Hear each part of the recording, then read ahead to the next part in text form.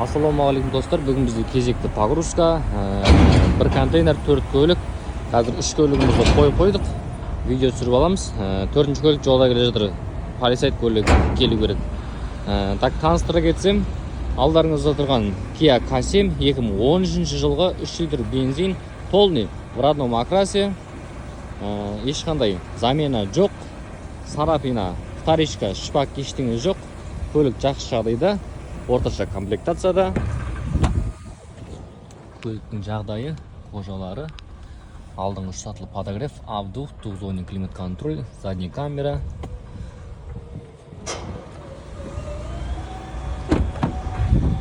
Артыңғы мультимедиа управление. Бұл көлік Алматыға дейінгі бағасы 3 миллион 300 мың теңге шықты. Растамашкасына 3 миллион 400 мың теңге кетеді. Получается под ключ 6 миллион 700 мың теңге. Және бізде екінші автокөлік Kia K5 2022 жылғы 1.6 турбо, максимальный сильнейший комплектациясында.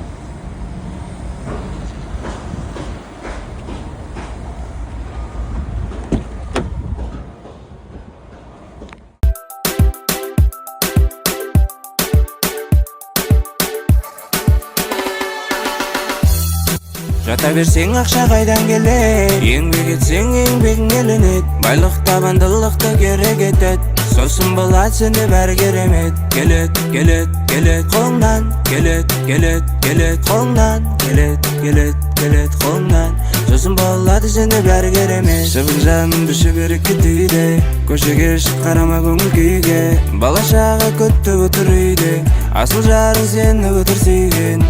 Қиын білім емес оңай, еңсеңді түсірме олай, олай.